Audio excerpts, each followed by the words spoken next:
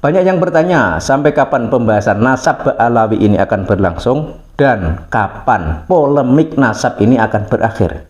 Nah, ini ada sebuah penjelasan dari Kiai Haji Imaduddin Usman Al-Bantani yang sangat mengejutkan. Kapan kita akan berhenti membahas nasab Ba'alawi ini?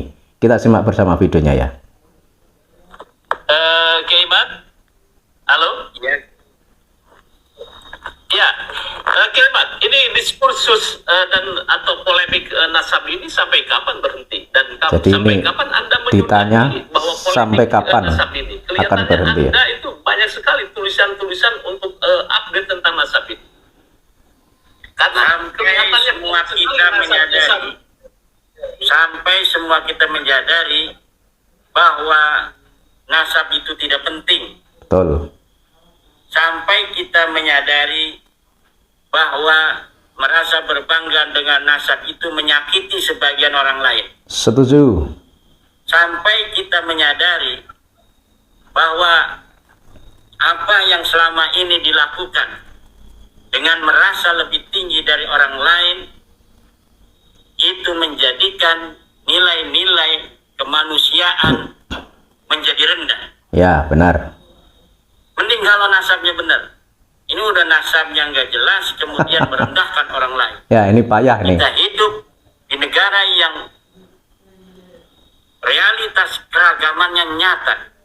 Dari berbagai macam suku bangsa, ada beberapa agama. Kita hidup dengan realitas keragaman. Ayo kita bareng-bareng hidup di Indonesia berdasarkan kemanusiaan yang adil dan beradab seperti yang ada di Pancasila.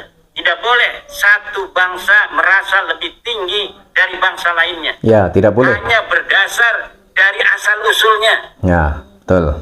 Orang yang pertama membanggakan asal usul itu adalah iblis. Ya, iblis. Benar sekali. Ana khairum minhu khalaqtani min nar wa khalaqtahu min tin. Aku lebih baik daripada Adam. Engkau menciptakan aku dari api, sedangkan engkau menciptakan Adam daripada debu.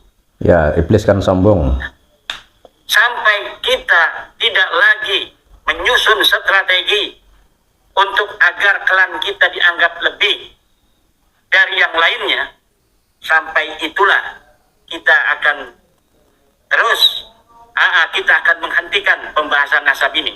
Tapi kalau mereka masih mengkapitalisasi nasab, menganggap rendah orang lain, kemudian menghina, ini bukannya membawa dalil tapi membuat meme-meme, kemudian menghalangi orang mengaji, Nah, ini bahaya. menghalangi orang berceramah, membuat gerakan-gerakan anti terhadap golongan tertentu. Ya terutama yang pendukung tesis saya. Saya Kalau mendukung. begini berarti kita harus terus untuk menjalankan ini sampai mereka betul-betul merasa udahlah, kalau mau percaya silakan, dia juga silakan. Yang penting kita tidak boleh di atas panggung mengatakan kita keturunan Nabi, tidak boleh juga menghina bangsa Indonesia. Sampai mereka pimpinannya ngomong seperti itu, maka sampai itulah kita tidak akan berhenti jika itu belum dilakukan. Betul.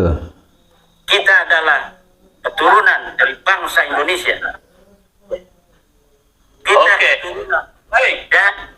Jadi sudah jelas ya penjelasan dari Kiai Haji Imaduddin Usman Al-Bantani. Jadi sampai ketua dari mereka, para Ba'alawi yang selama ini mengklaim mengaku sebagai keturunan Nabi, itu menyatakan bahwa nasab mereka itu terputus dan tidak tersambung kepada Kanjeng Nabi.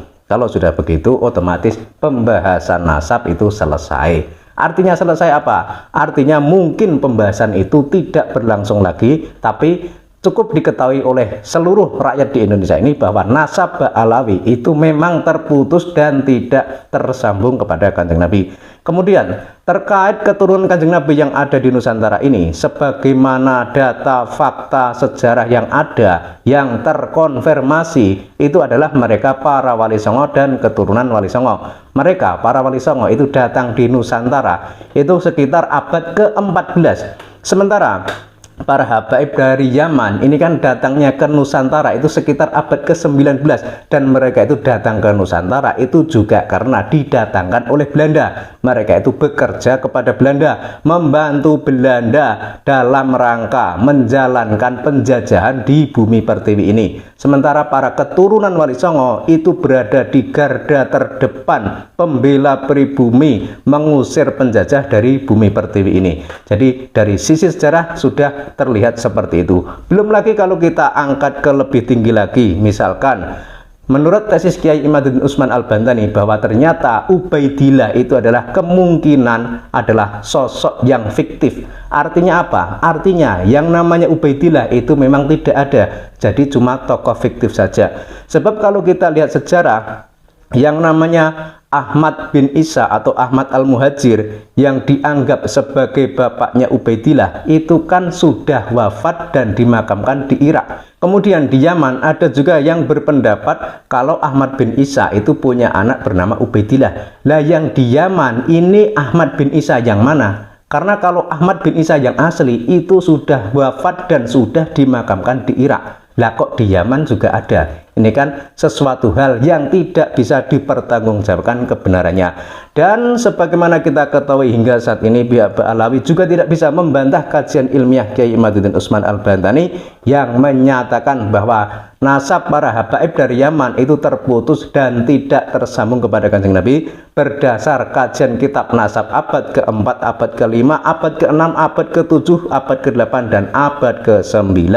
Kemudian melalui tes DNA mereka juga tidak berani. Itu kan sudah menunjukkan bukti bahwa memang para habaib dari Yaman atau para Ba'alawi itu tidak terkonfirmasi sebagai keturunan Kanjeng Nabi. Jadi ini adalah sebuah fakta yang harus kita terima. Misalkan dahulu kita itu percaya kalau para habaib itu adalah keturunan Kanjeng Nabi, ya harusnya kalau sudah ada tesis ilmiah seperti ini yang menyatakan bahwa nasab Ba'alawi itu memang terputus dari Kanjeng Nabi atau tidak tersambung kepada Kanjeng Nabi, ya harusnya kita itu menerima semua itu dengan lapang dada. Artinya apa? Ya artinya kita terima kenyataan ini. Kemudian kalau ada pertanyaan lagi, siapa sih sebenarnya keturunan Kanjeng Nabi yang ada di Nusantara ini? Ya tentu saja mereka para keturunan Wali Songo itu valid, otentik, berdasar kajian kitab nasab terbukti, berdasar sejarah terbukti, berdasar tes DNA juga terbukti.